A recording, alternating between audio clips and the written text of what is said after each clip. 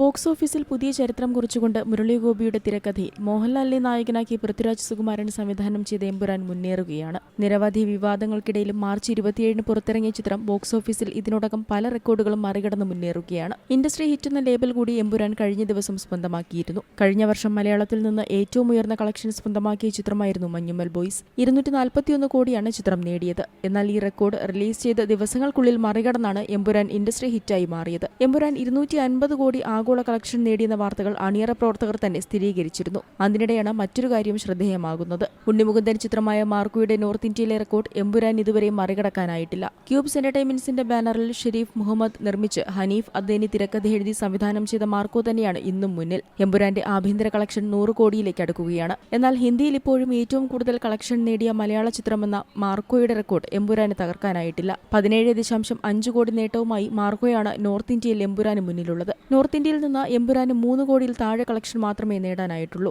ARMഉം ആടുജീവിതവുമാണ് north Indian കളക്ഷനിൽ എമ്പുരാന്റെ പിന്നിലുള്ളത്. മലയാളത്തിൽ നിർമ്മിച്ച ആദ്യ ചിത്രം തന്നെ 100 ദിവസം തിയേറ്ററുകളിൽ പിന്നിട്ടുവന്ന ചരിത്ര നേട്ടവും ക്യൂബ്സ് എന്റർടൈൻമെന്റ്സിനാണ്. ചിത്രം നേരത്തെ തന്നെ 100 കോടി ക്ലബിൽ കയറിയിരുന്നു. തിയേറ്ററുകളിൽ വലിയ വിജയമായ ചിത്രം വാലന്റൈൻസ് ഡേയിൽ OTTയിലെത്തിയപ്പോഴും ഏവരും ഏറ്റെടുത്തു. മലയാളത്തിലും ഇതര ഭാഷകളിലുമായി ചിത്രം 100 കോടിക്ക് മുകളിൽ ബോക്സ് ഓഫീസ് കളക്ഷൻ നേടിയതിനു ശേഷമാണ് OTTയിലെത്തിയത്. സോണി ലെവൽ സ്ട്രീമിംഗ് ആരംഭിച്ച ചിത്രം ഇതിനകം ലോകമാകെ ട്രെൻഡിംഗ് ആയി കഴിഞ്ഞു. മലയാളത്തിന് പുറമെ ഹിന്ദിയിലും തെലുങ്കിലും തമിഴിലും കന്നഡയിലും തിയേറ്റർ റിലീസിന് ഗംഭീര വരവേൽപ്പ് തന്നെയാണ് മാർക്കോയ്ക്ക് ലഭിച്ചത്. ഡിസംബർ 20 കേരളത്തിൽ റിലീസിനെത്തിയ മാർക്കോ മലയാളത്തിൽ ഇറങ്ങിയിട്ടുള്ള ഏറ്റവും വലിയ വയലന്റ് ചിത്രമെന്ന വിശേഷണം നേടിയിരുന്നു. ബോളിവുഡ് ചിത്രമായ അനിമൽ കിൽ തുടങ്ങിയ ചിത്രങ്ങൾക്ക് സമാനമായി A സർട്ടിഫിക്കറ്റാണ് മാർക്കോയ്ക്കും ലഭിച്ചത്. അതേസമയം പതിവ് പോലെ വാരാന്ത്യത്തിൽ മികച്ച കളക്ഷൻ എമ്പുരാൻ നേടിയെന്നാണ് വിവരം. 11ാം ദിവസമായ ഞായറാഴ്ച 3.85 കോടി ഇന്ത്യയിൽ നിന്നും ചിത്രം നേടിയെന്നാണ് റിപ്പോർട്ടുകൾ. ഇതോടെ ഇന്ത്യയിലെ ആഭ്യന്തര നെറ്റ് കളക്ഷൻ മാത്രം 11 ദിവസത്തിൽ 98.35 കോടിയായിട്ടുണ്ട്.